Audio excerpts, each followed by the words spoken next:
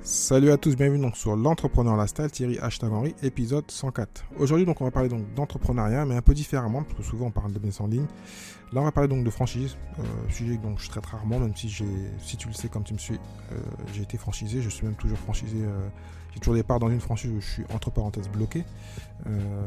Voilà, donc on va parler de ce qui est bon, ce qui est mauvais, est-ce qu'en 2020 c'est toujours intéressant donc, de devenir franchisé. Donc je te dis tout, après on va remercier le sponsor. Masterclass Mindset. Je te propose donc de venir donc me rejoindre dans un masterclass gratuit, donc mais limité en nombre de participants. Il s'agit d'une conférence en ligne gratuite et accessible depuis Internet. Comment programmer ton cerveau en moins de 5 minutes pour accomplir ce que tu veux vraiment dans la vie. Et tout ça avec des conseils très efficaces. Tu vas découvrir 3 secrets simples à utiliser qui vont transformer ta vie. Secret numéro 1. Pourquoi ce que tu essayes aujourd'hui sont des techniques du passé et comment vraiment produire des résultats. Secret numéro 2. Comment découvrir ton vrai pourquoi pour passer à l'action, avoir confiance en toi et être motivé. Et cela à tout moment. Secret numéro 3. Comment avancer peu importe l'entourage que tu as et tout simplement te programmer à réussir. Donc rejoins-nous dans ce masterclass gratuit en allant sur le lien suivant, donc thierry-du6henry.fr/EPR. Donc thierry-du6henry.fr/EPR. Donc de retour, après avoir remercié le sponsor, aujourd'hui donc j'ai un expert de la franchise, donc Alexis Berger, qui a une chaîne YouTube où il parle donc, beaucoup donc, de franchise, il donne des conseils en bien et en mal, comme il va le faire aujourd'hui. Donc n'hésite pas donc à rester jusqu'à la fin, donc il donne plein de conseils sur les bonnes franchises à prendre, comment prendre ton contrat et comment commencer en dépensant quasiment pas d'argent. Donc je te dis à tout de suite avec Alexis. Salut Alexis, comment tu vas? Salut, ça va et toi Thierry? Bien, merci, il fait chaud à Paris, donc on est content. Il fait beau à Luxembourg, donc on est content aussi. Bon, ben c'est bien là. Donc oui, toi, tu es au Luxembourg. Donc pour ceux qui ne te connaissent pas, donc je vais te laisser te présenter, Alexis Berger, et puis dis-nous ce que tu fais, ce que tu as fait, et puis on va parler un peu beaucoup même de la franchise et de l'intérêt de faire de la franchise. Écoute, voilà, moi je suis donc Alexis Berger. Je suis tombé dans l'entrepreneuriat, on va dire très jeune, à 17 ans. C'est-à-dire vraiment quand j'étais au lycée déjà. Voilà, j'ai 38 ans, je viens d'avoir 38 ans aujourd'hui pour voilà, que les gens puissent un peu se positionner aussi. Donc à l'époque, moi quand j'étais jeune, c'était les graveurs de CD qui venaient d'être créés. Ça coûtait très cher. Et donc, j'avais monté un petit business là-dessus sur les copies de CD, ce qui n'était pas très légal, faut le reconnaître, mais qui permettait voilà, de se faire un petit peu d'argent. Et c'est comme ça que je suis rentré là-dedans. Et depuis, voilà, depuis 17 ans jusqu'à maintenant, eh ben, j'ai fait pas mal de choses et j'ai jamais lâché l'entrepreneuriat. D'accord. Et donc tu as eu une partie franchise par rapport à ce qu'on va dire aujourd'hui. Donc tu as eu une partie franchise, c'est ça? Tu as été franchisé? Voilà, bah alors, voilà, donc à 17 ans, j'ai bricolé un petit peu, je pense comme pas mal de monde. Après, je suis devenu étudiant, donc j'ai fait un DUT d'informatique. Donc, puisqu'effectivement, c'était dans le secteur dans lequel j'étais en train de bricoler. Là, j'ai commencé à créer des sites web. C'était les débuts de Google. On était dans les années 2000. Donc, il y avait aussi pas mal d'opportunités pour justement les gens qui maîtrisaient la technologie, parce qu'à l'époque, il fallait faire tout le code à la main. Donc là-dessus, j'ai fait beaucoup de référencement, du SEO, comme on l'appelle en anglais. Et j'ai travaillé surtout pour moi. Je créais des sites, je mettais de la publicité, je les référençais bien sur Google. Et c'est comme ça que j'ai commencé. Et après, euh, là, j'ai basculé, on va dire, dans le commerce physique, et donc la franchise et des magasins. D'accord. Et donc quel type de franchise tu as eu? J'ai commencé avec l'enseigne Mon Souffleur, qui est quand même une enseigne qui est très connue en France. Oui. Voilà, j'ai commencé avec un premier magasin à Esch-sur-Alzette au Luxembourg, c'était en 2006. D'accord. Et pourquoi la franchise? Bah alors écoute, parce que j'étais très calé voilà, en business, on va dire, sur un business model Internet. Par contre, je connaissais rien en commerce réel, en commerce physique. Dans ma famille, j'ai pas de commerçant. J'avais vraiment aucun support. La franchise, bah, finalement, je me suis dit, ils vont me donner les clés pour que ça marche. Moi, j'ai juste à appliquer leur concept. Ils me donnent les fournisseurs, ils m'expliquent le produit. Voilà, ils me donnent le design. Moi, j'ai juste à faire les travaux, respecter. Et normalement, hein, normalement, ça doit marcher. D'accord, donc c'était plus pour toucher au domaine physique. Et pourquoi les fleurs? Parce que tu viens de l'informatique, tu vas dans les fleurs. Bah alors justement, parce que en fait, j'ai simplement fait une étude de marché. Donc en fait, j'ai grandi dans le sud de la France, à Montpellier. Stage de fin d'études, je l'ai fait à Paris, à Levallois-Perret, pour le groupe LVMH. Et ensuite, j'ai décidé. Donc là, j'avais créé ma première société officielle dans le web et je l'ai créée à Paris. Mais voilà, ça marchait bien le web et je payais, comme beaucoup d'entrepreneurs, je payais beaucoup d'impôts en France. Je me faisais défoncer entre les charges sociales, les impôts, tout ça. Comme j'étais jeune, voilà, j'avais pas de femme, pas d'enfant. Je me suis dit, tiens, je vais aller jeter un œil au Luxembourg, c'est pas trop loin de la France. Fiscalement, ça m'a l'air plus intéressant et comme c'est du web, je peux le faire de n'importe où. Et c'est pour ça que je me suis installé là-bas et j'ai vu que tout ce que j'avais vu à Paris, des magasins de fleurs, Montsouffleurs, qui étaient des gros magasins, il n'y avait rien d'équivalent à Luxembourg. Donc je me suis dit qu'il y avait un potentiel ici sur le marché, donc c'est de l'opportunité. Moi, j'investis à l'opportunité, pas. Ce que j'aime faire, c'est être entrepreneur, développer des marques, des concepts. Après, en soi, je me focalise pas sur le produit qui est à vendre, en fait. Ouais, donc là, tu as plutôt parlé d'investissement. Donc, pour toi, c'est un investissement, c'est de l'entrepreneuriat, mais tu t'es mis dans un esprit d'investisseur et Exactement. d'opportunité. Et donc, tu as fait de la franchise. Et qu'est-ce que tu en ressors? Parce que bon, là, on va pas parler, je vais poser des questions classiques, parce que pour moi, je t'ai connu sur YouTube, donc tu es connu pour la franchise, même si tu as d'autres Ouais. business, tu vas nous dire après. Euh, Pourquoi qu'actuellement, en 2020, quelqu'un devrait choisir la franchise? Alors, ce qui se passe, c'est c'était déjà mon cas, mais on le voit, il y a vraiment un mouvement de fond qui font qu'aujourd'hui, les indépendants souffrent énormément et que, ouais, pour certaines personnes, c'est un peu dommage, mais le monde est vraiment global, mondialisé et en même temps, du coup, uniformisé. Et ce qui fait que les indépendants ont de plus en plus de mal à s'en sortir parce que les gens sont attachés de par le marketing, le branding, ils ont une forte attraction aux marques. Et pour moi, l'avantage le plus important dans une franchise, c'est la puissance de la marque.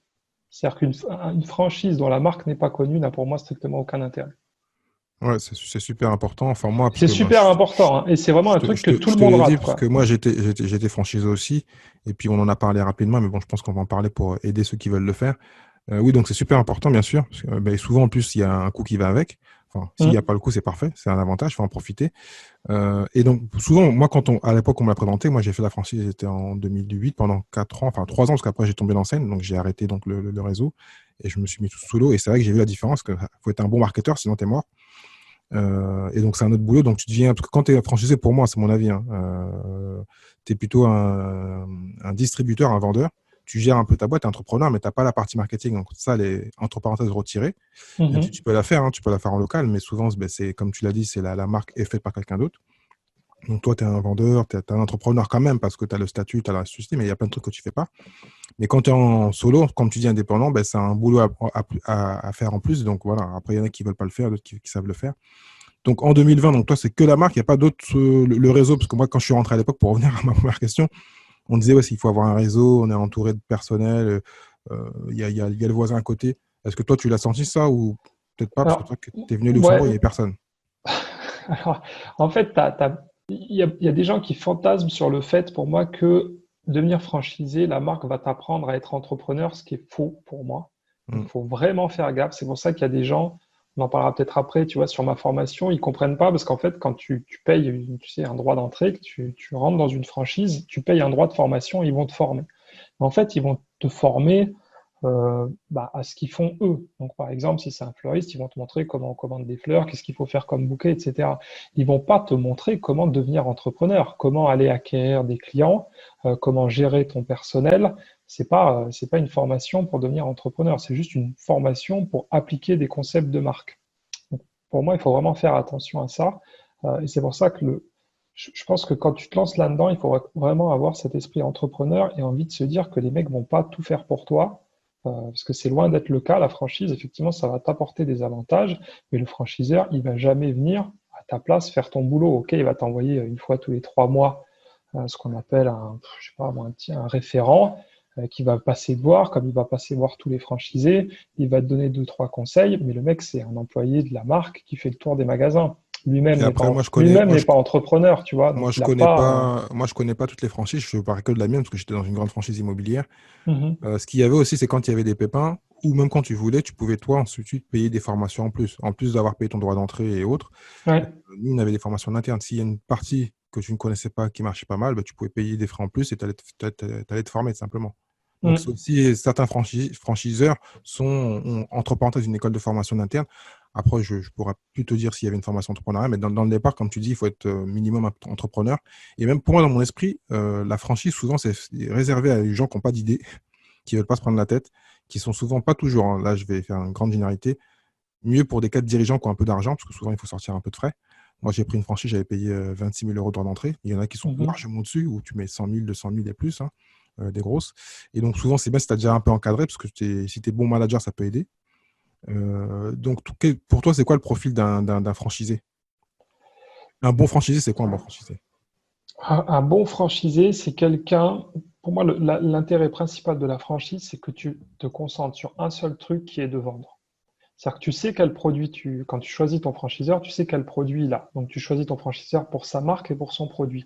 Et ensuite, c'est là où quand même tu as un avantage énorme par rapport à l'indépendant qui va devoir faire le sourcing des produits. Si c'est de l'import, il y a tout le dédouanement, ou sinon il doit passer par des intermédiaires, il doit stocker les produits. Là, non, le produit tu l'as et tu sais quel prix tu le payes. Donc la seule chose que tu as à faire, entre guillemets, c'est de le vendre. Et ça, eh ben, si tu concentres toute ton énergie uniquement à faire de la vente, tu es largement plus performant que les gens qui sont obligés de se disperser parce qu'ils doivent faire le marketing à côté, ils doivent faire le sourcing, ils doivent aller dans des foires, dans des salons, et c'est une perte de temps. Et il ne connaîtra pas les produits qui sont performants. Parce que ça, c'est vrai que si tu échanges avec l'enseigne et tout, tu vas vite voir, ils vont te dire ce produit, on l'a testé c'est ce que fait par exemple McDonald's. McDo ne lance jamais un nouveau burger sans l'avoir testé. Et ils le Oui, bah, testent c'est logique. anonymement dans 5, 6, 7 McDo. Et comme ça, ils ont déjà le feedback et quand ils lancent, boum, ça cartonne. Toi, indépendant, si tu n'as qu'un commerce, bah, tu es obligé de le tester chez toi, quoi. Donc, si tu t'engages à acheter un produit chez un fournisseur, en plus, c'est pareil, tu as des quantités minimales de production. Imagine, tu es obligé de commander 10 000 pièces et ton truc, c'est un vide total. Bah, ta trésor, elle se fait défoncer, tu as perdu du temps. Donc, moi, je pense que l'avantage, il est vraiment centré aussi sur la marque et sur le produit. Donc, ouais, donc le marketing est fait par eux. Donc, après, il faut juste se dire, comme on a un peu dit, bon manager et bon vendeur. Et puis le reste, C'est en fin de ça. compte, voilà, il ne faut pas trop s'embêter. Mais enfin, avoir Non, il un faut pas minimum trop d'esprit réfléchir. un minimum d'esprit d'entreprise. Après, j'avoue que moi, ce qui m'a aidé, parce que c'est vrai que la franchise m'a aidé pour les financements aussi. C'est vrai que pour Oui, obtenir. Enfin, les banquiers disent toujours moi, j'ai horreur de ces pubs-là qui disent qu'ils aident les entrepreneurs, entre tu parenthèses. parles. C'est vrai que quand on est franchisé, ça aide un peu, même si moi j'ai galéré, hein, j'ai vu plusieurs banques. Donc c'est vrai que souvent ils ont des accords cadres où les banquiers prêtent plus facilement pour ouvrir une franchise malheureusement qu'un business classique. Et des fois il y a des indépendants qui sont aussi bons, il y en a qui sont très très bons, meilleurs qu'un franchisé. Mais bon, Mm. voilà. Donc ça peut aider pour ça. Est-ce que toi actuellement tu vois d'autres avantages parce que surtout que bon, là nous on est entre parenthèses businessman en ligne. Il y a d'autres Mhm. avantages. Est-ce qu'il y a d'autres franchises qui sont plutôt dans le style lifestyle dont on parle en général sur mon podcast, ou est-ce que ça reste toujours plutôt du business en dur et il y a pas, ça n'a pas vraiment un domaine qui a évolué, on va dire. Alors, le problème, c'est que la franchise, ça va du tout petit franchisé qui va devoir faire 70 heures par semaine pour toucher un SMIC, ce qui n'est pas du tout intéressant, à des groupes mondiaux cotés en bourse. Les gens ne se rendent pas compte de l'étendue. Euh, le, Tu parles le desquels, groupe, quand, du type le Carrefour, groupe, du type non, tu prends Autogrill. ouais, Autogrill, c'est présent sur toutes les aires d'autoroute en France. C'est un groupe italien qui est coté en bourse, qui ne travaille qu'avec des franchises. C'est eux ouais, qu'on il y a plein de groupes comme ça qu'on connaît pas. On pense que Ah, c'est il y a des groupes, tu ouais. ne les connais pas, mais les boulangeries Paul sur les autoroutes en France, c'est Autogrill. Les Burger King sur les autoroutes en France, c'est Autogrill. Non, mais Tu là vois, c'est pareil. Là les ils vont- personnes vont quand même travailler beaucoup. non, ouais, mais non, tout ça, ça appartient à Autogrill. Ça leur appartient à eux. Donc eux, c'est D'accord, des ok. franchisés Autogrill et franchisés Paul et franchisés Burger King. Simplement, ils ont passé ça à une échelle sans commune mesure avec ce que tu peux imaginer. Mais non, alors j'ai mal compris. Là tu parles plutôt de master franchise alors. Euh, alors, c'est un peu différent. Eux, ils se sont positionnés sur tout ce qu'on appelle territoire concédé, par exemple, ce qui est aéroport, D'accord, tu d'accord. vois. Mais, Ouais. mais, le principe est le même. C'est-à-dire qu'eux vont traiter avec l'aéroport en disant, on a, je sais pas, moi, 15 cellules. Et ensuite, eux, ils font l'intermédiaire en disant, ben voilà, on aimerait bien mettre un pôle, un McDo. Et eux prennent les contrats de franchise. Mais ça Donc reste là de la c'est franchise. Sauf que ouais, donc c'est de la franchise à un niveau mondial et donc tu peux aller très très loin, tu peux aller très très loin avec la franchise. Mais ces gens n'ont pas de marque. Autogrill n'a pas, enfin peut-être, mais on les connaît pas. Ils n'ont pas vraiment de marque propre à eux. hmm, d'accord, ouais, donc c'est un peu ouais, un peu des cas à part, mais bon, là ouais, c'est pas je pense qui va intéresser l'audience. Il y a Non, mais c'est pour te montrer que c'est pour il y ça a qu'il un faut peu de pas tout, ouais. penser que la franchise est un truc qui est réservé à des petits entrepreneurs qui veulent créer un truc. Il y a des empires mondiaux. qui sont basés, le groupe Bertrand en France en restauration, qui est le franchisé, qui a l'exclusivité pour le Burger King. C'est des groupes qui brassent énormément. Et ça reste toujours de la franchise ou c'est de la licence ou des groupes Alors eux, d'intérêt? voilà, eux, c'est de la master franchise. Après, tu peux avoir des contrats de distribution, de licence de marque. Il y a beaucoup de choses, mais les marques, les marques qui ont une présence mondiale, c'est trop difficile d'être en propre dans chaque pays parce qu'il y a des histoires de législation et c'est très difficile d'être performant partout dans le monde, des histoires culturelles. Donc souvent, quand c'est des pays, souvent comme tu le disais, les marques américaines, ben voilà, ils se concentrent sur le marché américain, puis à l'étranger, ils se disent on va confier ça à des gens qui savent faire le boulot en Europe, en Asie. Voilà, non, parce que là, tu le dis, mais c'est ce qu'on s'est dit en off, on discutait, parce que Ouais, ouais. c'est ce que tu veux nous parler de ton business actuellement. Et ce que moi, j'ai voulu faire à un moment, c'est de la distribution. C'est un peu comme de la franchise, mais différemment. Enfin, c'est plus gros même, un plus gros potentiel, mais on en parlera à la fin. Bon, Mm. je vais me recentrer un peu sur la franchise pour ceux qui sont intéressés dessus. J'ai vu que tu as fait une vidéo sur comment gagner de l'argent en franchise. Si quelqu'un qui écoute voudrait se lancer en franchise, à part ce qu'on a dit, donc bien sûr, management et la vente, qu'est-ce qu'il doit se préparer? Qu'est-ce qu'il doit faire pour vraiment tout maximiser, pour choisir le bon franchiseur plutôt, et réussir vraiment à bien gagner sa vie, on va dire. Et Alors pas déjà, faire, il faut, et pas faire senteur, même si au début, malheureusement, souvent, il faut le faire. ouais, donc déjà, il faut qu'il définisse ses objectifs, comme tout projet, j'ai envie de dire, d'entreprise. Est-ce que tu veux une franchise de service? Est-ce que tu veux une franchise commerciale? Parce que c'est quand même deux choses qui sont très différentes. Une franchise de service, c'est-à-dire, tu fais par exemple, il y a des, il y a des marques qui font par exemple les devis pour, tu sais, les devis de rénovation pour faire baisser les prix, qui sont un peu comme des intermédiaires, comme des courtiers en travaux Ouais. ou en prêt immobilier, etc. Donc là, on est sur du service. Donc là, tu te déplaces chez les gens, finalement, où tu démarches par téléphone et tu n'as pas besoin d'un local, tu peux presque faire ça de chez toi, ou d'un petit bureau si une fois de temps en temps tu reçois un client. Et par contre, si tu pars d'un franchise commerciale où tu veux vendre un produit, là, oui, il te faut un emplacement, il faut faire des travaux, tu as le respect de la charte du franchiseur à, justement à mettre en œuvre. Donc, il te faut par exemple peut-être un emplacement en zone piétonne ou dans un centre commercial ou dans un retail park. Donc, c'est vraiment des choses que tu dois Ouais, définir au ça reste départ. les règles de base, emplacement numéro un, ou Ah ouais, mais sinon, pas forcément. Tu as des marques qui n'ont pas besoin d'emplacement numéro un. Ça dépend. Si tu vends de la piscine, tu n'as pas besoin d'un emplacement numéro un. Parce que tu pars, c'est un plus pour avoir du trafic, on va dire, mais bon, ouais, c'est pas ouais, obligation, hein. mais c'est pour ça que et forcément, selon ce que tu veux, parce que ce qui fait beaucoup rêver les gens en franchise, c'est la restauration. Moi, j'ai plein de gens, je veux ouvrir un McDo, je veux ouvrir un Burger King. Le problème, c'est que ça, il faut presque 1 million d'euros en cash. Il faut... Surtout pour le McDo. Ouais. J'ai fait, c'est marrant, l'ouverture. En plus, je pense que tu vas rigoler. J'ai rencontré à l'époque, c'était à Arcueil-Cachan, la direction de Subway. Parce qu'avant de faire moi, la franchise immobilière que j'ai voulu faire, enfin que j'ai faite, j'ai rencontré en fin de compte Subway. Mhm. À l'époque, il y avait 54 franchises en France. Et tout le monde, D'accord. le monde entier cartonnait sauf la France, comme souvent. Alors, la France est toujours un peu à part. Et ensuite, dès que j'ai quitté, j'avais rencontré David, qui était le franchisé à Porte Champéret, qui était un ancien de McDo et qui avait environ 5 franchises Subway, qui lui marchait bien. Mhm. J'ai un ami qui a vendu il y a 2 ans le Subway de Villeneuve-la-Garenne, qui était l'un des meilleurs, l'un des seuls qui marchait, parce que bon, je ne veux pas faire la plupart des Subway galèrent un peu Mhm. pour plein de choses, pour les frais. Donc, on va peut-être faire un ensemble de tout ça. Donc, McDo, c'est à part, ça, c'est 1 million. En plus, c'est prouvé, donc c'est facile de rentrer sur McDo. On sait que ça va marcher, entre parenthèses, même si des fois ça ne marche pas, mais c'est rare. Mhm. KFC aussi. Disons que leur truc est bien rodé, mais Subway, tu sais qu'il y a eu des galères. Bah ouais, de toute façon, une de mes vidéos les plus populaires, c'est celle où je dis qu'il faut pas en ouvrir un. Donc, Voilà, c'est pour ça que je t'ai lancé dessus. Enfin, j'ai j'ai- j'ai- indirectement, tu en as parlé. Donc, parle-nous j'ai de ça. tu vois, bah, j'ai été contacté par le directeur de Subway France. Tu vois, Ouais. j'étais pas trop content de l'avis que j'avais mis. Mais c'est vrai que voilà, le choix de l'enseigne, il va aussi définir ta réussite. Même si tu es le meilleur entrepreneur au monde, mais soit que le produit est pourri, soit que la marque est pourrie, ou soit que la marque se gave sur ton dos, tu n'y arriveras pas. Ah, bon, on va Donc finir par ça, parce que tu as parlé de ça. Je c'est, savais pas comment c'est- l'aborder, non, parce que c'est vrai que moi au début, ils n'étaient pas aussi chers, parce que même moi, dans ma franchise où j'avais, ils prenaient quand même beaucoup. J'avais trois, non, j'avais deux types. J'avais une partie fixe, une partie variable, et un autre qui était, bon, je me rappelle plus, mais bon, c'était une somme. Mais eux, je Hmm. crois qu'ils étaient en moyenne à 12%, ça, je crois. Ouais, C'est c'est ça. ça. Ouais, ouais. Un Hmm. petit local qui te coûte cher, parce que souvent, il faut être bien placé, Ouais. avec ton équipe, et les gens qui travaillent, quoi, 7 sur 7. C'est pas 5, c'est vraiment 7 sur 7. Donc, ça, comment les gens, enfin, moi, j'ai failli me faire avoir, donc, enfin, entre parenthèses, parce qu'il y en a qui marchent, hein. Mais comment ça, c'est quoi? Qu'est-ce qu'il faut voir? Donc, c'est le droit d'entrée, c'est Ben, c'est parce que Subway, en fait, effectivement, c'est une marque qui est connue. Ça, la marque, elle est tu peux belle. pas leur enlever, tu vois. C'est-à-dire que la marque Subway, c'est connu. Il y en a partout. C'est pour ça aussi qu'elle est connue.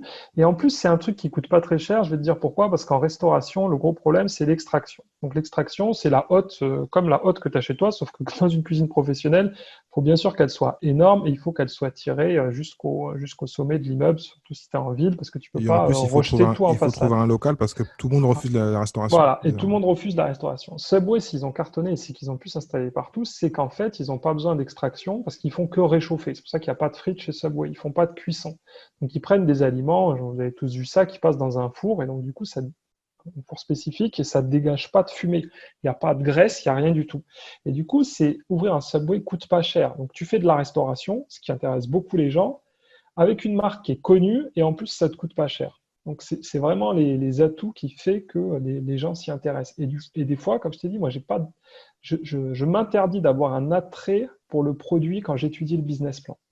Parce que sinon, tu as un biais où tu vas dire, ah, j'aime ce produit, donc tu vas faire en sorte de bricoler tes chiffres pour que ça marche et que tu penses que c'est rentable. Alors qu'il faut vraiment regarder ça froidement, bien étudier, parce que Subway, sans déconner, tu lis le contrat, c'est soumis au droit américain d'un tribunal arbitral, c'est pire que DSK, tu vois. Donc, Et c'est légal, donc ça? ouais, parce que c'est les États-Unis, et les États-Unis, Oui, mais on c'est est en France. On est en France, les donc c'est États-Unis, pas. c'est le pays des cow-boys.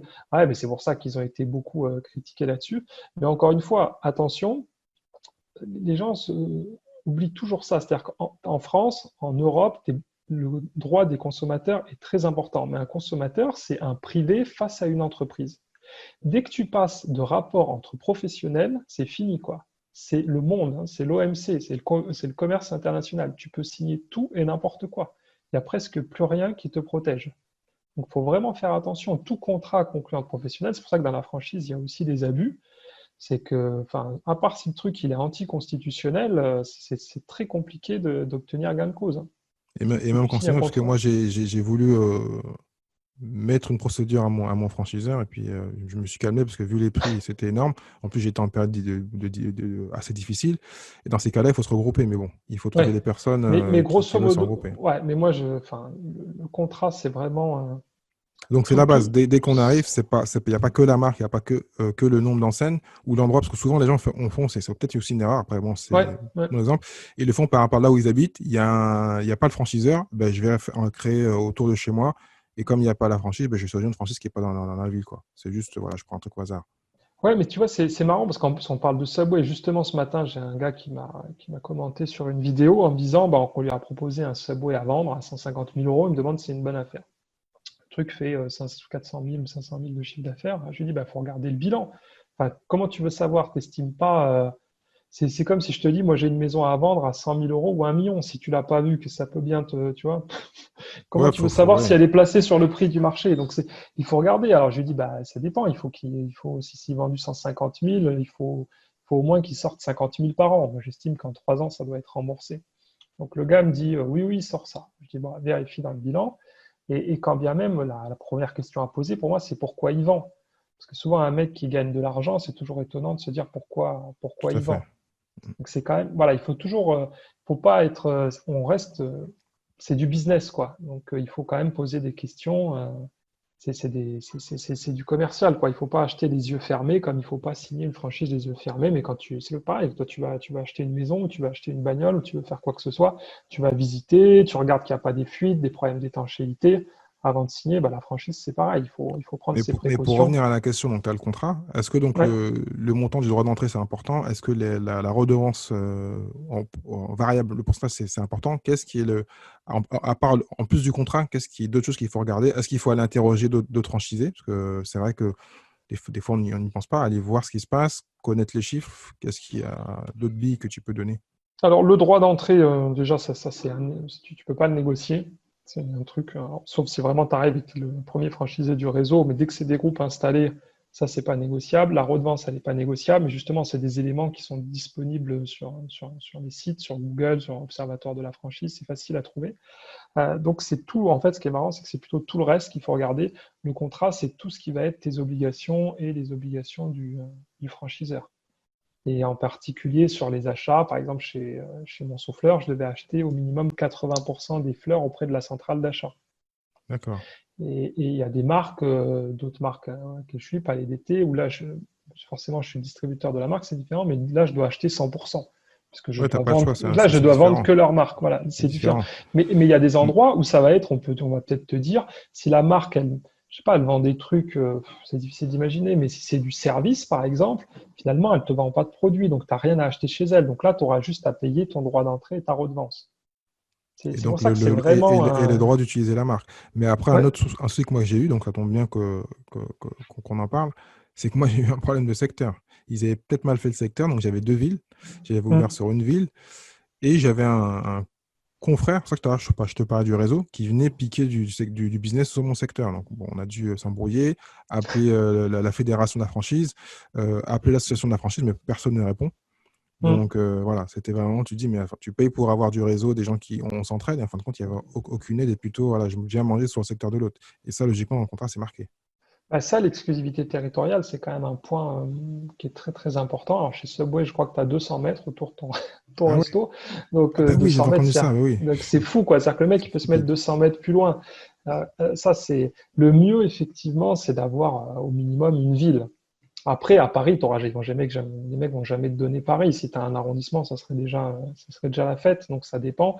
Mais si tu es dans une bourgade de campagne, il faut que mais ça, effectivement, c'est ce qu'on appelle l'exclusivité territoriale, c'est vraiment quelque chose d'important. Mais il y a des contrats où il n'y en a même pas du tout dedans. Donc, les Ouais, mecs, donc dans ils ces peuvent cas-là, il ne faut pas signer.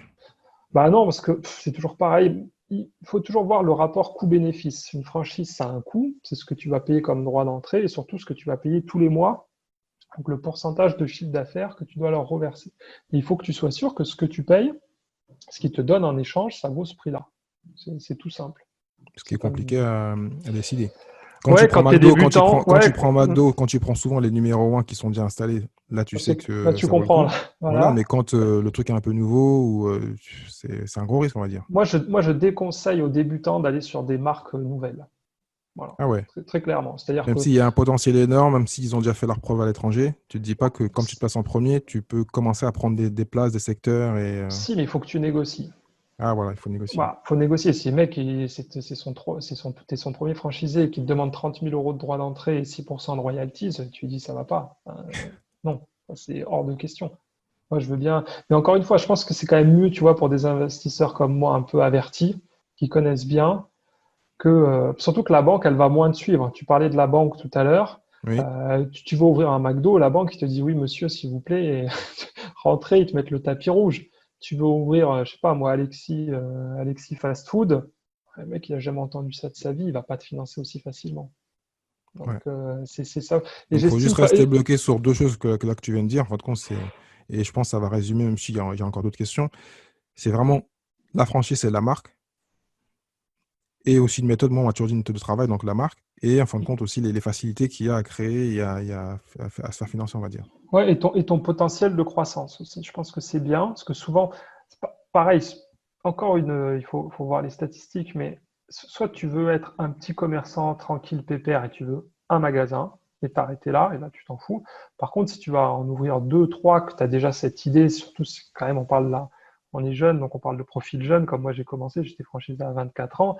À 24 ans, mon objectif, c'était pas d'en avoir un et puis tourner avec ça jusqu'à la retraite. Mm. Donc là, il fallait aussi que je sois sûr que je puisse en ouvrir d'autres. Donc ça, c'est aussi, je pense que c'est aussi un point important. Donc les marques trop jeunes, tu as un potentiel énorme, soit avec un risque plus élevé, parce que la marque a pas cette stature, elle ne s'est pas imposée géographiquement en France, même si elle peut être performante à l'étranger. Euh, mais ensuite, si tu as une marque qui est trop installée, comme McDo, je n'ouvrirai jamais un McDo aujourd'hui. Aujourd'hui, McDo, ils ouvrent dans des villes de moins de 20 000 habitants. Tu vois des McDo dans des villes de 12 000 habitants, ils sont magnifiques, ils sont flambant neufs, mais il n'y a personne dedans. Parce qu'ils ont cramé le secteur. Maintenant, ils ont plus Ben, c'est ça, techniquement. il y en a Ouais. tellement Et partout sinon, il vaut mieux dans que. ces cas-là en racheter un. Ouais, mais c'est Ça se vend pas. souvent. Alors que, bah, c'est un peu, c'est ouais. La marque, alors c'est très compliqué. McDo, il y a un grand scandale. Ça vous intéresse, chercher sur Google, c'est incroyable. C'est le plus gros franchisé McDo France qui était dans le sud à Marseille.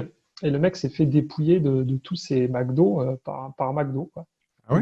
Il voulait pas lui renouveler ses contrats et il voulait les donner à un autre franchisé. Donc, Waouh. le mec, bon, c'est parti au tribunal. Le mec s'est fait fermer son McDo. Le tribunal a jugé que McDo avait pas le droit et qu'il leur donnait de rouvrir. Donc, le mec a rouvert. Enfin, c'était Bah, dans ces abracadabrantesque. cas-là, tu peux en général, parce que Truc moi, de c'est fou. ce qui m'est arrivé, j'ai pu tomber l'enseigne, même si j'avais pas le droit. Ils m'ont dit, ouais, vous avez pas le droit pendant un an de remettre une autre franchise. Donc, j'ai mis aucun franchiseur, parce que j'ai Hmm. cherché, mais bon, et je suis resté à mon nom. Mais même là, ils ont cherché à me dire que voilà, la marque a déjà été faite à l'endroit, c'est nous qui l'ai. Non, c'est moi qui l'ai fait, qui ai fait le Hmm. travail, j'ai juste tombé l'enseigne. Donc, ouais, c'est d'où l'importance de lire les contrats et savoir ce qu'on peut C'est faire pour ça, après. ouais. Parce qu'il y en Ouais. a qui peuvent, des fois, qui font de la franchise, qui apprennent des choses et qui peuvent continuer en tant qu'indépendants, parce qu'ils ont appris le métier, ils ont créé un fonds de commerce pour donner le bon terme. Puis après, ça va continuer, parce que les gens connaissent, il y a une clientèle. Donc, ouais, c'est vraiment des choses importantes. Mais pareil, tu vois, Euh, dans la restauration, il faut faire gaffe à un contrat type, imagine, tu ouvres une franchise, je sais pas, de fast-food thaïlandais. Et là, dans ton contrat, il y a marqué que tu peux ouvrir aucun autre fast-food dedans. Donc, tu es bloqué. C'est-à-dire que si toi, demain, tu veux ouvrir une pizzeria, tu peux pas le faire. Ça, c'est ah un ouais. truc, non, tu dois réduire absolument la portée du contrat en te disant, moi, je travaille avec votre marque parce que vous faites de la bouffe thaïlandaise, donc j'ai pas le droit, forcément, ça c'est normal, de travailler avec un concurrent qui fait aussi de la nourriture thaïlandaise, mais si ça me fait plaisir d'ouvrir une pizzeria, vous pouvez pas m'en empêcher. Donc ça, c'est vraiment des choses auxquelles il faut faire gaffe, parce que tu as des marques qui vont te dire, non, si vous travaillez avec nous, ben, vous pouvez travailler qu'avec nous. C'est strictement interdit de faire quoi que ce soit d'autre. Donc là, tu te retrouves encore une fois très enfermé, parce que si la marque un jour, tu as des problèmes avec eux ou tu en as marre, tu peux pas monter d'autres business. Et C'est quand même surtout que moi, emmerdé, je quoi. connais souvent des bons franchisés. J'ai même connu une personne qui avait deux types de franchises. Il avait une franchise immobilière et à côté, il avait, quand c'était à la mode, les franchises pour le soleil, pour bronzer, j'ai Ouais, oublié le ouais. terme.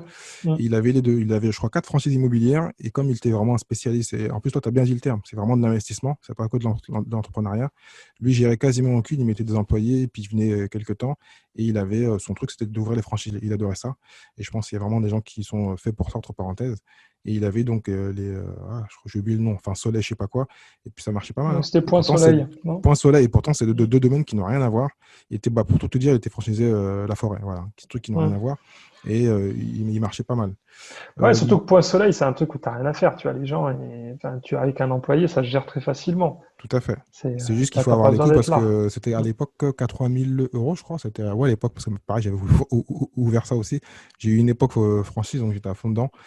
Et il fallait quand même sortir l'argent. Mais bon, c'est vrai que c'est pas mal. Ouais. Toi, parce que, ça tombe bien qu'on parle d'argent. J'ai vu que tu as fait une vidéo, tu dis que tu peux ouvrir une franchise sans apport. Comment tu fais? Bon, alors, c'est pour les franchises, encore je le disais, de services. Donc, tout ce qui est, par D'accord. exemple, c'est service à la personne, service à domicile. C'est des endroits où tu n'as pas besoin. Dès que tu fais un peu du marketing, finalement, comme tu pourrais le faire sur Internet, du démarchage, c'est pas des choses qui te demandent des moyens. Après, ça demande par contre d'être un très bon commercial. Donc, si tu as un profil, tu sais, où toute ta vie, t'as été vendeur, c'est un truc où tu peux être très performant. Mais donc, comme il n'y a pas d'apport, enfin, moi, c'est ma conclusion, moi, hein. Comme il y a peu d'apport et peu de. C'est pas automatiquement quelque chose, tu vas faire vraiment des chiffres énormes. Ah non, mais tu vas pas devenir, hein, tu vas pas gagner des Oui, sommes tu es dingues parce indépendant, que quoi. déjà, tu pourras pas déléguer parce que tu n'auras pas de personnel. C'est souvent aussi, ça induit ça. C'est-à-dire qu'à un moment, D'accord, si ok. tu veux te développer, il faut des employés. Il n'y a Tout à aucune fait. marque mondiale, enfin, même les géants du web, comme Facebook, qui n'ont aucune présence physique à travers le monde. C'est pas pour ça qu'ils sont pas des milliers et des milliers d'employés. C'est à Mm. un moment, si tu veux te développer, tu es quand même tu peux pas tout automatiser. Donc, tu es obligé quand même de faire appel au recrutement et à l'effet de levier c'est aussi un effet de levier d'avoir des employés. C'est des gens qui font des tâches que toi, tu n'as pas le temps de faire pour que tu puisses te concentrer sur d'autres tâches. Mm. Parce que depuis qu'on parle, je pense au livre, parce que je l'ai lu je l'ai relu dernièrement, c'était Fastlane Millionnaire, et qui parle un Ouais. peu de la franchise et enfin de l'affiliation et tous ces domaines-là, où ils disent voilà, c'est bien, mais bon, tu travailles pour quelqu'un, tu peux gagner de l'argent si tu es dans les meilleurs, bien sûr. Donc, moi, j'ai connu des franchisés qui étaient très bien, mais j'en ai connu aussi beaucoup qui galéraient, qui étaient pas employés, mais bon, ça ressemblait à de l'employé. En fait, on était à notre compte, mais on avait des comptes à rendre. Donc, après, bon, comme tu dis, le plus important, je crois, c'est de regarder les contrats, de bien faire une réflexion. C'est pas parce que souvent, on vend ta franchise, le truc qui est facile et tu vas réussir. Les gens vont au sein de la franchise, ils prennent une décision en 30 secondes et je pense que c'est pas la solution.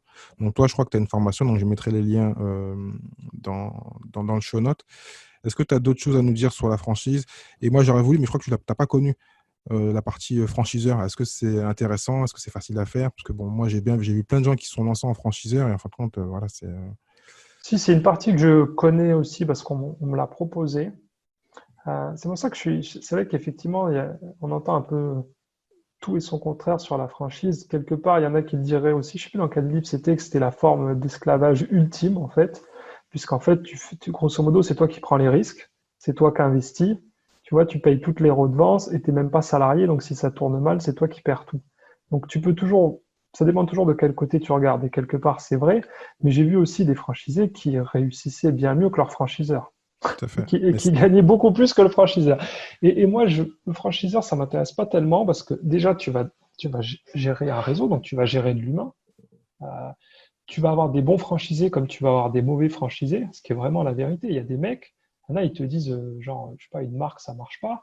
Mais parce que dans tous les réseaux, même les meilleures marques, tu as des mecs qui s'en sortent pas parce qu'ils font nimp, ils savent pas gérer, ils traitent les clients comme si c'était de la merde, ils commandent les trucs qui se vendent pas. Bon, tu vois, tu as aussi, et ça, tu n'as pas d'influence, parce que toi, tu es franchiseur, donc le mec, tu peux lui dire, ok, attends, mais t'es gentil, mais tu fais n'importe quoi. Attends, tu ouvres à 11 heures alors qu'il y a marqué 10 heures sur la porte parce que tu as oublié de te lever. Le client, tu l'accueilles avec une tête, voilà, comme si tu avais fait la fête toute la nuit. Donc, tu as vraiment beaucoup de choses qui peuvent jouer. Et quand tu es franchiseur, bah, le mec, il exploite ta marque. Après, ouais, tu peux lui résilier son contrat, mais c'est compliqué. Et il faut un certain volume que ça doit être rentable, parce que, ok, tu payes 6% de redevance, mais 6% de redevance, c'est vraiment pas grand-chose.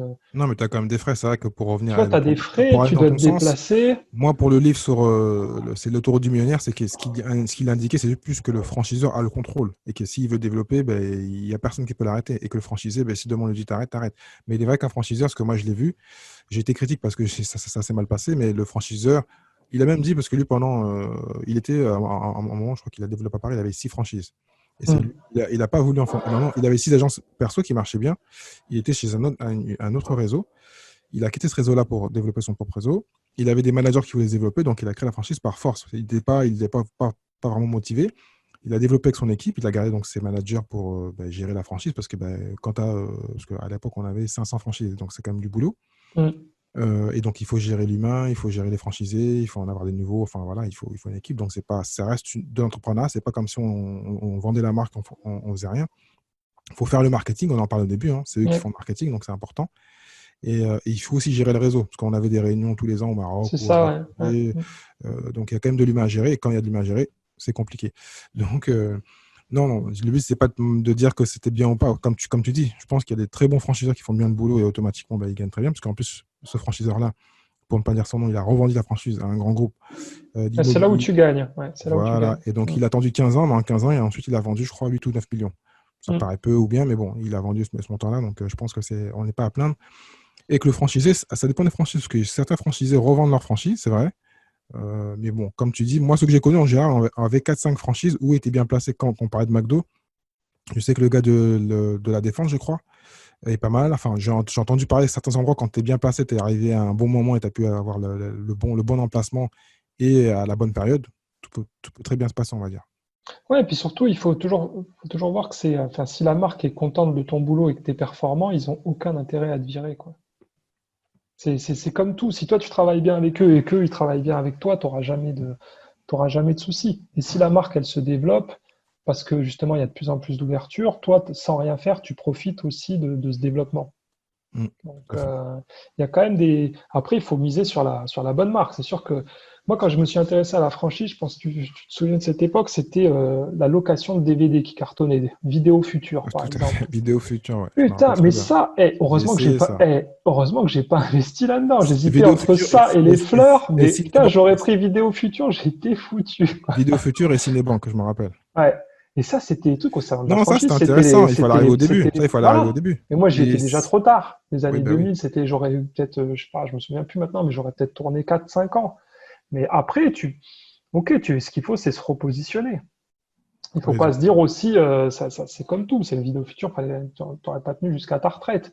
Mais c'est pas grave, ce qui compte, si tu as un bon bail commercial, un super emplacement, même si à un moment, l'emplacement, tu en restes propriétaire. Donc si au lieu de vendre des fleurs, tu veux vendre du thé, bah, tu peux le faire avec une autre marque. Oui, tu ne Ouais, pourras pas surtout en plus vendre si des t'as. fleurs avec une autre marque. C'est pour ça que le contrat est aussi important. Tu ne peux pas partir chez un concurrent. Mais si tu changes de secteur, parce que le secteur sur lequel tu es, les sushis, c'est pareil, vraiment les sushis, au sein de la franchise, il n'y avait que ça, les marques de sushis.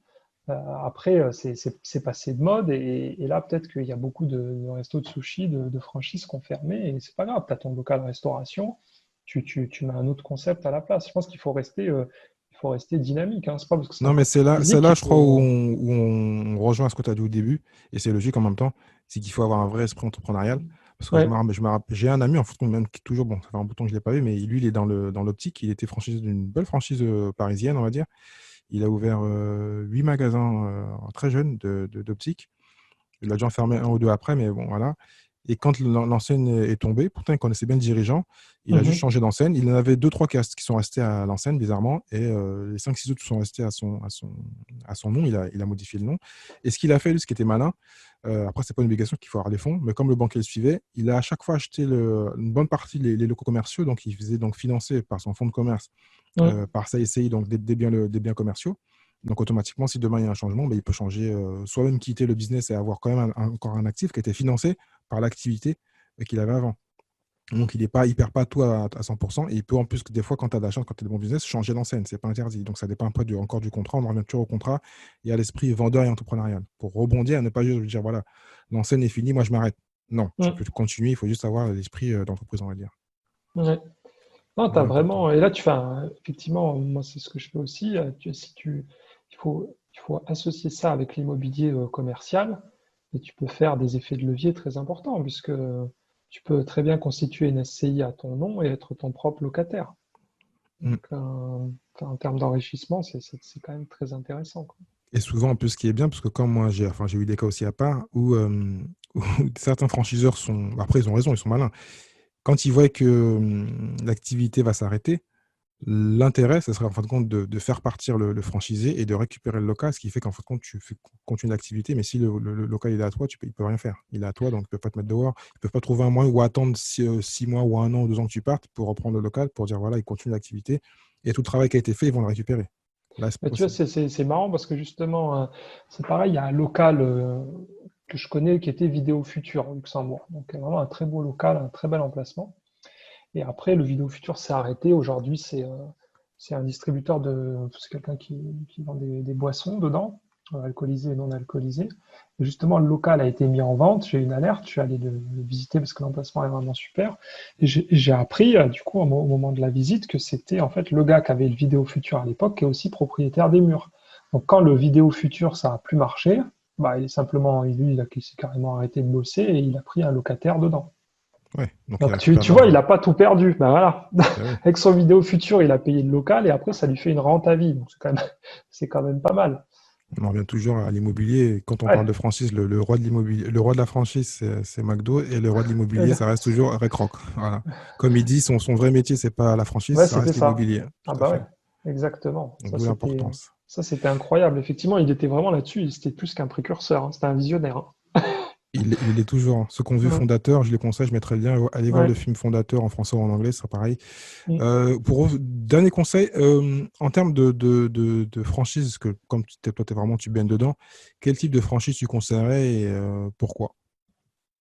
Qui marcherait actuellement, que tu connais un petit peu? Parce que j'ai vu qu'à un moment, tu parlais de Otakos sur ta chaîne. Est-ce que tu as d'autres franchises comme ça que tu penses que c'est vraiment des bonnes franchises et qu'il faut pas y aller les yeux fermés, mais bon, il y Alors, a. je préfère dire ce que je déconseille, déjà, comme ça évite aux gens tu sais, de chercher là-dedans. On sait qu'aujourd'hui, le marché du textile est un marché très, très compliqué. Euh, et je déconseille vraiment aux gens d'aller dans le textile parce que les habitudes de consommation sont en train de changer. En plus, avec la crise du coronavirus, ça aide pas non plus. Même les grands groupes comme Zara annoncent 1200 fermetures de magasins sur 7000 pour faire des économies et se repositionner sur le web. Donc ça, je dirais, faites attention. On sait que par contre, ce qui est performant en ce moment, c'est tout ce qui est gastronomie et surtout la carte du terroir local et tout ce qui est bio, vegan. Ça, c'est des points où les gens aujourd'hui, mais c'est encore une fois, hein, c'est des cycles. On sait qu'aujourd'hui, les gens sont prêts à payer plus cher des produits de meilleure qualité. Donc, j'irai plus sur tout ce qui est marque légèrement premium. Le premium, ouais. Tu D'accord. vois, même Lidl, tu vois, qui arrivait pas du tout avec Hard Discount depuis en France, Quand ils ont basculé de modèle pour repartir justement sur du justement premiumisé, ils se sont mis à cartonner.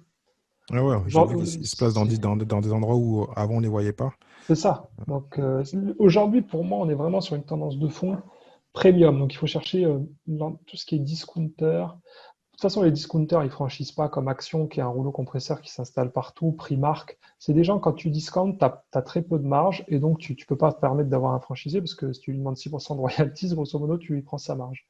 C'est marrant, Donc, ça me fait encore penser à l'autoroute du millionnaire. Il le dit dans un de ses paragraphes où il dit voilà, dans tous les business, que ce soit la franchise ou autre, hein, il faut toujours être premium parce que même pas, non, c'est même pas, non, non, c'est un autre livre que je lis, c'est Zero to 1 Million sur Amazon. Il dit voilà, vaut mieux toujours être premium parce qu'il y a toujours de la marge. Tant ouais, que tu es c'est en ça. discount, tu pourras jamais battre Walmart. Il dit c'est pas la peine, c'est une perte de temps, donc vaut mieux aller dans le premium. Au moins, tu as de la marge et tu peux mieux Et faire. aujourd'hui, il faut plus se battre sur le prix. Moi, je l'ai vraiment vu, hein, l'évolution. Le prix aujourd'hui, c'est pas le nerf de la guerre. Ce qui compte, c'est vraiment voilà, le positionnement de ton produit. Il faut que les gens aient envie de l'acheter. S'ils ont envie de l'acheter, ils mettront le prix, en fait. C'est assez étonnant.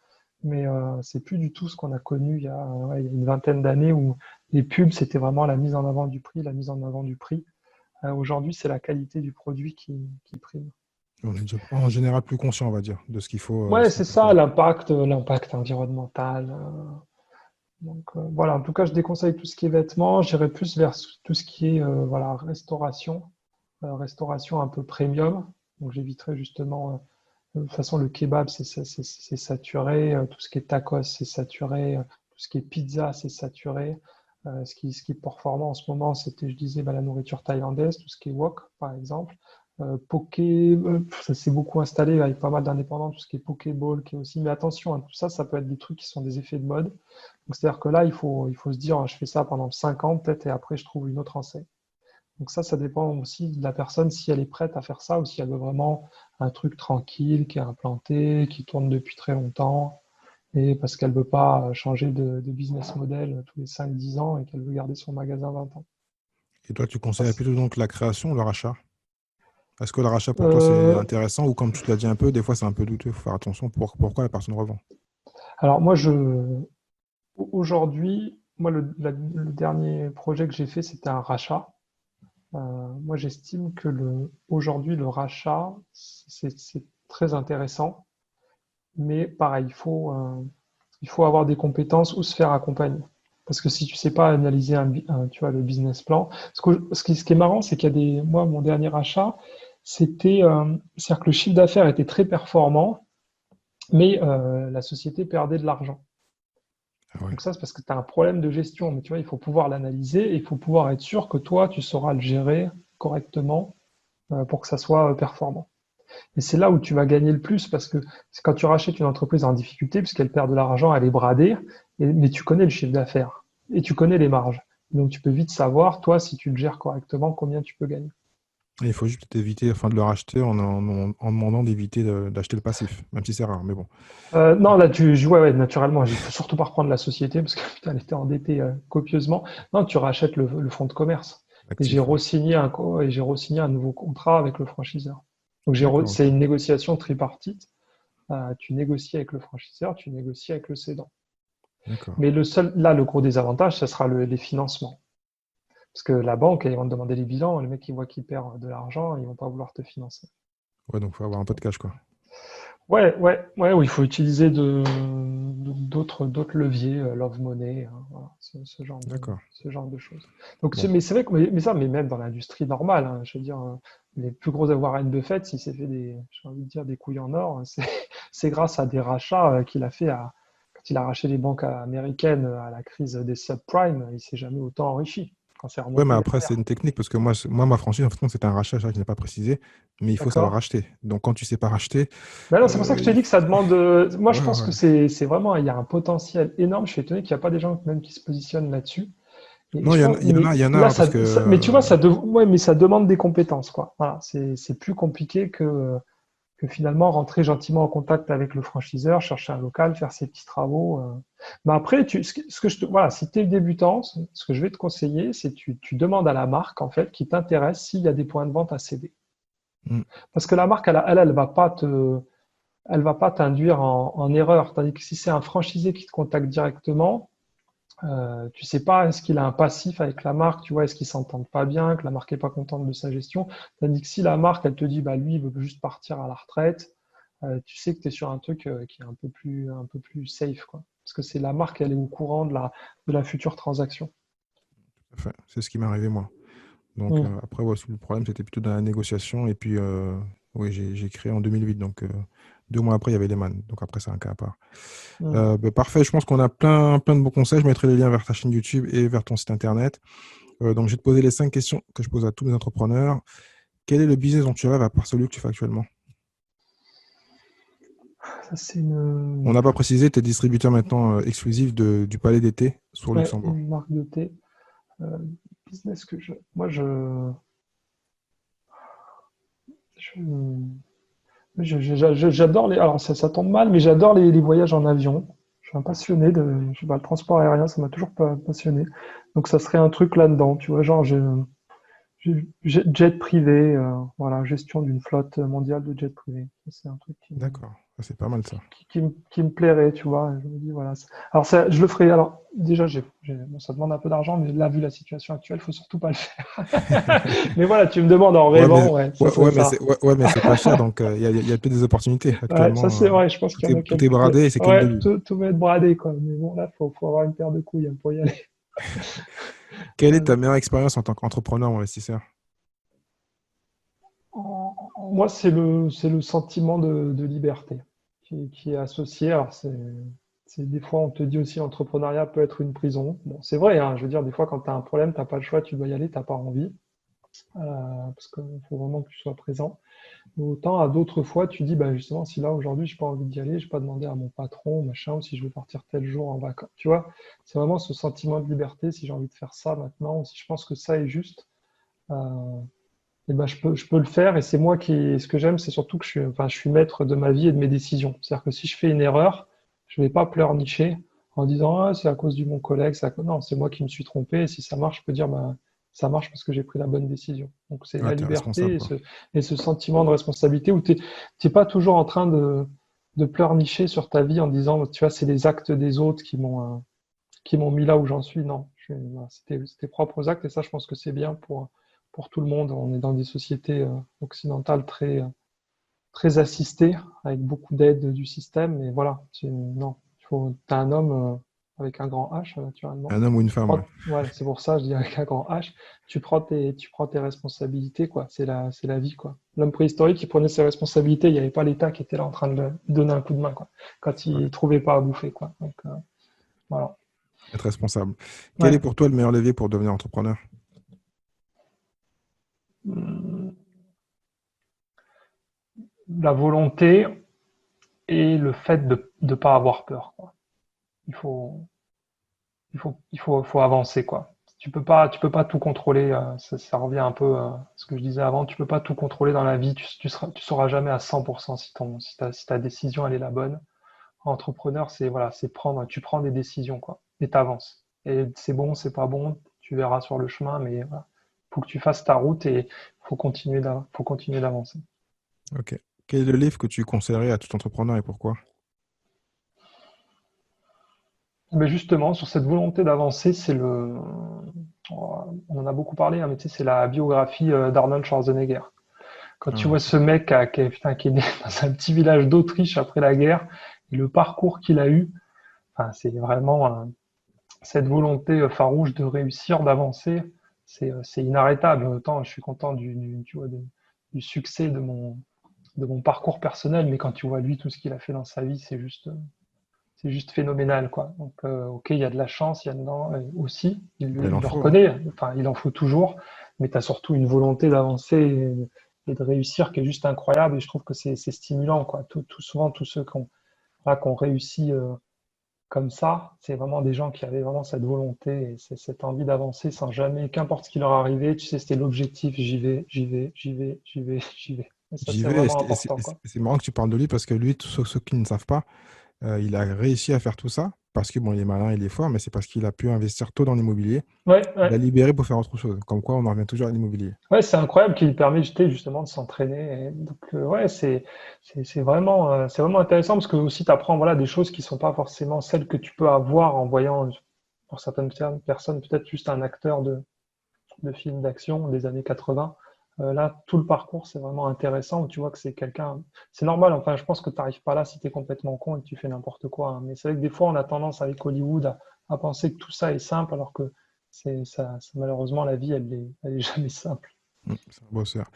Donc, dernière question, quelle est la compétence que tu rêves d'avoir?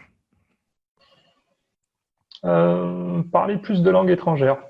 C'est Ah, vraiment un truc, tu vois, je parle français, anglais, et j'aimerais vraiment parler plus. Comme j'adore voyager, ça a un peu un rapport avec l'aviation, et malheureusement, j'ai pas le temps. J'aimerais deux choses, qui est d'apprendre à piloter, et j'ai pas le temps, et d'apprendre d'autres langues.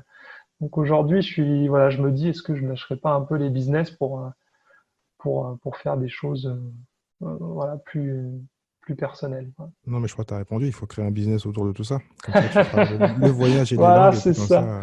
Tout en même faut temps. nous faire une Richard Branson. Il faut racheter une compagnie. Et puis voilà, quoi. Ouais, ça me plairait, quoi. Ouais. Après, les navettes spatiales, là, il y en a déjà un qui le fait bien, donc ça sera pour plus tard. Bon, Alexis, grand merci.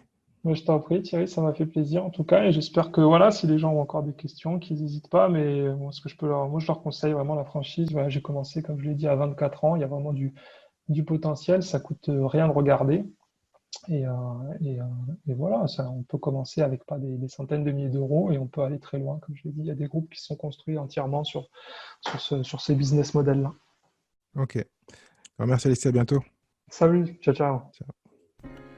Merci, Alexis, donc, pour toutes ces bonnes informations. Donc, j'espère que tu es motivé. Si donc tu aimes la franchise, donc je te mets donc les liens dans le show note pour aller voir ce que propose Alexis pour sa formation ou pour les conseils, hein, sur sa chaîne YouTube. Donc merci à tous ceux qui restent donc fidèles à l'émission. Donc l'émission progresse. Donc n'hésite pas à en parler à tes amis, à mettre un grand pouce, à partager, à mettre des commentaires. C'est vraiment les commentaires qui aident le podcast. Donc si tu as des questions ou des choses que tu n'as pas compris, parce que des fois on parle comme si on pensait que tu connais tout, mais tu peux aussi ne pas connaître les termes ou les choses qu'on nous propose. N'hésite pas à mettre pour que Alexis ou moi ou d'autres invités répondent à tes questions. Et puis donc moi je te dis au prochain épisode. Ciao ciao.